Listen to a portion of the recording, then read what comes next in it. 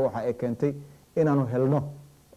go'aano badan oo African Union ka ah iyo inaan ciidan dalkeena la geeyo maanta taas ayaa suurtagelisay marka waxyaalaha aanu qaban runtii aad ay u fara badan tahay laakiin intaasi waa qaar kamid ah waxyaalaha aanu qabanay cabdikariin aad baad u mahadsan tahay sida wanaagsan aad uga faalootay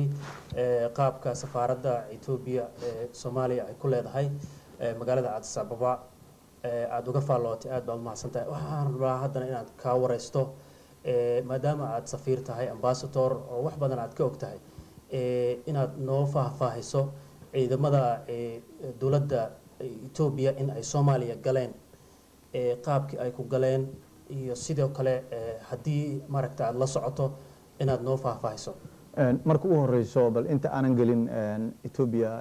galista ay Soomaaliya gashay waxaan jeclahay inaan hal arrin bal aan adika iyo dhageystayaasha baan idin xasuusiyo inuu ciidan dal shisheeye galo ama ciidan Afrikaan ah inuu mataqaana yani dawlad Afrikaan ah ama ciidan wadana Afrikaan ciidan la geeyahay ma aha wax mataqaana Soomaaliya ugu horeyso wala socotaan ciidan waxa uu ku jira Ivory Coast buu ku jira oo yani ciidan shisheeye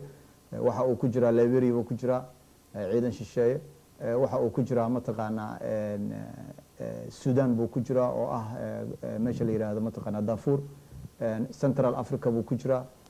Chad baa hadda la geeyay oo hadda dhibaato ka socoto Comoros buu ku jira ciidan Afrikaan waxa uu ku jira Burundi buu ku jira oo hadda ciidan anaga noo soo dirayso marka horta ciidan in wadan oo gala ama wadan ciidan la geeyahay ma aha mataqaana wax lala yaabo ma aha runtii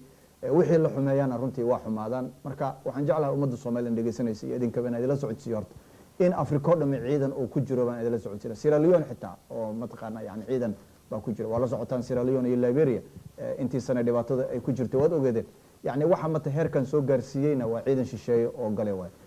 Soomaaliya hadda ugu horeysa naftirkeeda ciidan shisheeye oo galay 1992 ciidan baa galay Mareykanku hogaaminayay UN ka bay isku bedeleen kadib haddana mataqaana yani waxyaalihii ka dhacay awgood fashilkii ku dhacay haddana waa kuwii mataqaana yani isaga baxay marka ciidamadan hadda soo galay dalka laba haba waa ku yimideen laba ciidan ayaa ku jira su'aasha lista iyo weydiisay ciidan Ethiopian kaliya kuma jiraan ciidan kale oo la yiraahdo AMISOM oo African Union ka socda baa ku yimiday ciidamaduna laba sibay dalku galaan iska ma galaan ciidanku labada sina waxay noqonaysaa inuu ku galo yani multilateral agreement sida African Union ku ay go'aamiyeen iyo UN ka oo loo dir AMISOM saasoo kale multilateral ay ku yimideen iyo bilateral oo ah mataqaana in laba dawladood ayagu inta ay heshiyaan ay mataqaana wixii danahooda ay ka tashtaan marka ciidanka Ethiopianka sida ay weydiisay waxa uu ku galay ama uu ku yimiday go'aamo nooga yimiday sida la socota anagu safiiranahay dibadda ayaanu fadhinaa mar walba waxaanu mataqaana fulinaynaa ama aanu u hogaansanahay awaamirta dawladda ka soo baxda waxa noo yimiday go'aamo ka soo baxay golaha baarlamaanka oo ansixiyay in ciidamada Afrikaanka ah hadii saf hore iyo saf dambaba inay dalka soo galaan iyo mataqaana dagaaladii Baydhabo lagu soo qaaday oo ka dhacay magaalada Baydhabo oo laga difaacay iyo dawladda federaalka oo codsatay inay dawladda Ethiopianka ay u soo gurmato taab ayaa mataqaana keentay in ciidamada Ethiopianka ay galaan waxaad sheegtay dadku waxa inta badan dadka Soomaaliya siyaasadda indheeya waxay carab ku dhuftaan in wadankii Soomaaliya la qabsaday maadaama ciidamada safka hore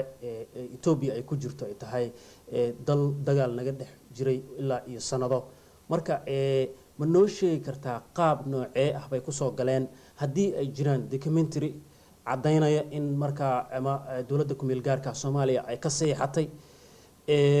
qaabkaas ay ku soo galeen inaad noo faahfaahiso marka u horeyso horta ma rabo inaan u ekaado nin difaaca joogitaanka ciidamada Ethiopia ay dalka gudaha Soomaaliya joogaan mana wanaagsana oo runtii marka aanu ka hadlayno sida sheegtay Ethiopia iyo anaga colaado soo joogto ah baa naga dhaxeeyay laga ma heshinin waxa bay raatay mataqaana yani heshiis ah oo laba dawladood iyo labada shacab ee Soomaaliya iyo Ethiopia ay kala gaareen ma jirto laakiin taa waa u soo noqon doonaa midda kale cadaynta aad sheegaysid ee ah wax cadeymo ah mataqaana hadii loo heli karo cadayntu laba sibay noqotaa midna waxay noqotaa document la cadeeyo midna waxay noqotaa personal marka maadaama anigu aan ka ahaa meesha mataqaana safiir dawladda Soomaaliyeedna ayada afkeeda hore uga sheegtay anaga cadayn idin ku filan marka in yani qaabka ay ku soo gashay dawladda Ethiopia inay aheeday in dawladda federaalka ay u yeeratay baarlamaanku ansixiyay golaha wasiirada ansixiyeen